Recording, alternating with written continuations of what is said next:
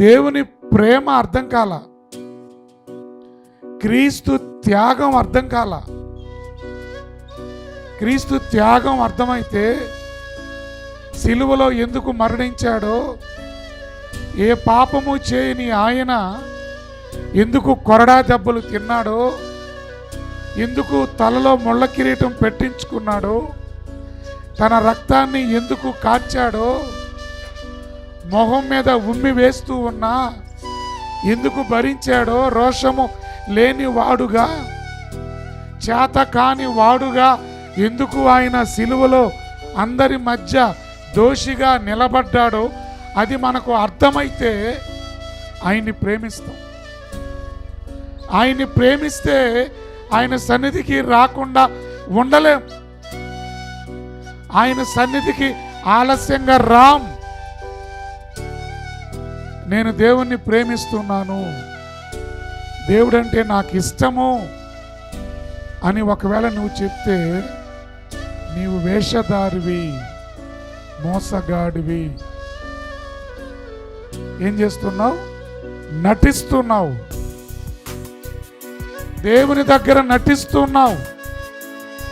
పిల్లరా, ఏది నటనో ఏది వాస్తవమో మనుషులకు తెలియకపోవచ్చు, బహుశా నాకు తెలియకపోవచ్చు.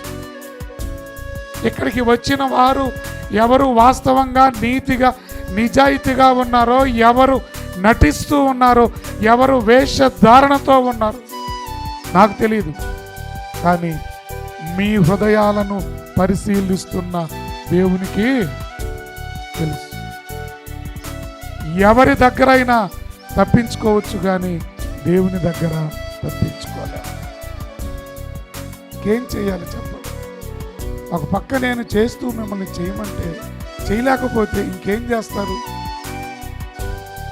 ఏం చేస్తారంటే, ఏ బోధకుడైతే తాను చేయకుండా చెప్తాడో అతని బోధలు వింటారు, అతని బోధలు ఆచరిస్తారు. ఈరోజు క్రైస్తవ సమాజంలో జరుగుతుంది అదే, బయట సంఘాల్లో జరుగుతుంది అదే.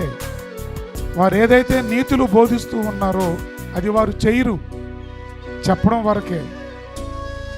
అలాంటి వారినే అనుసరిస్తున్నారు.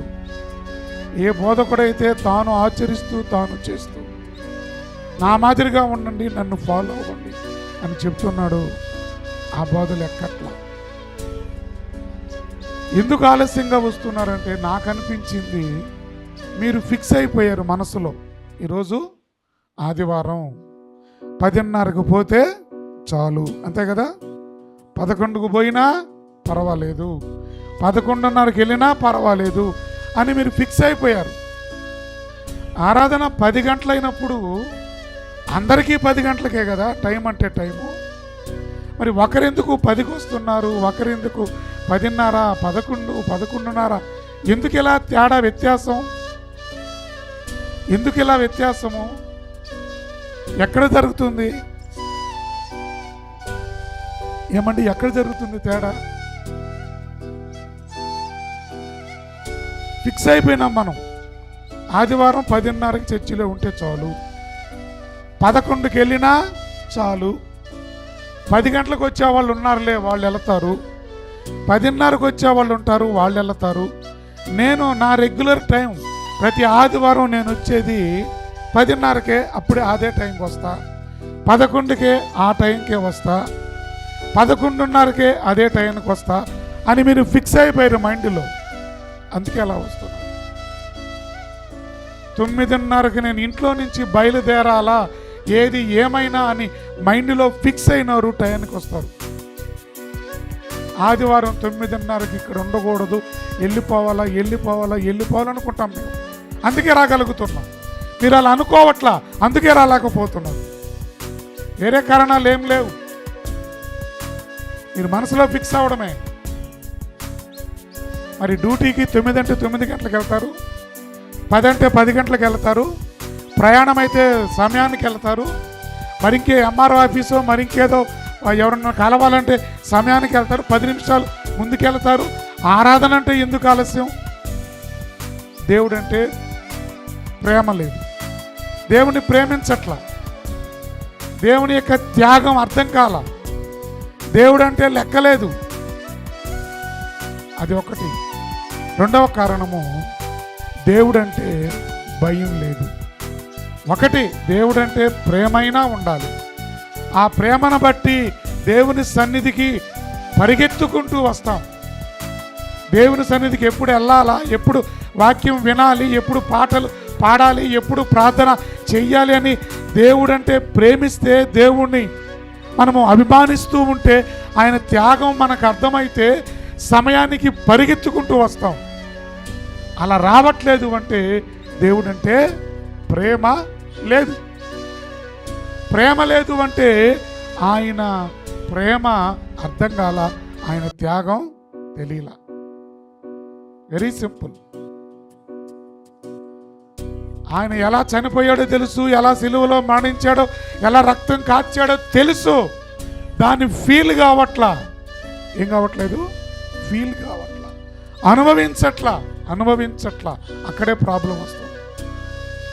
క్రీస్తు త్యాగం అర్థం కాక, తెలియక కాదు, ఆయన ఏం చేశాడో మనకు తెలియకుండా ఏమీ లేదు. చెప్పమంటే చెప్తాం గంటలు. క్రీస్తు ప్రేమ గురించి, క్రీస్తు త్యాగాన్ని గురించి, శిలువ మరణాన్ని గురించి మాట్లాడమంటే గంటలు మాట్లాడతాం. కానీ ఆచరణలో పెట్టమంటే పెట్టలేకపోతాం. ఫీల్ కావట్లేదు, అనుభవించట్లా దేవుని ప్రేమను, దేవుని త్యాగాన్ని. అందుకే ఆయన సన్నిధి అంటే అలక్ష్యం, నిర్లక్ష్యం. ఇక రెండవది, దేవుడు అంటే భయం లేదు. ఇది రెండవ కారణం. ఒకటి, దేవుడు అంటే ప్రేమ లేదు. రెండవది, భయం లేదు. దేవుడు అంటే దేవునికి భయపడే వాడు ఆరాధనకు ఖచ్చితంగా వస్తాడు, సమయానికి కూడా వస్తాడు. భయం లేని వాడే ఎప్పుడు పోయినా పర్వాలేదులే, పోకపోయినా పర్వాలేదులే, ఎప్పుడు పోతే ఏంటిలే అనే నిర్లక్ష్య ధోరణి ఉంటుంది. దేవునికి ఎప్పుడు భయపడతాం? ఎప్పుడు భయపడతాం? దేవుడికి ఎప్పుడు భయపడతాం? దేవుడు నాతో ఉన్నాడు అని ఫీల్ అయితే భయపడతాం. దేవుడు నాతో ఉన్నాడు, నా ప్రక్కనే ఉన్నాడు, నన్ను చూస్తున్నాడు, నేను మాట్లాడేది వింటున్నాడు. God's presence with me. దేవుని యొక్క సన్నిధి నాతో ఉంది అన్నప్పుడు దేవునికి భయపడతాం. దేవుని సన్నిధి నాతో లేదు, దేవుడు నాతో లేడు అన్నప్పుడే దేవునికి భయపడం.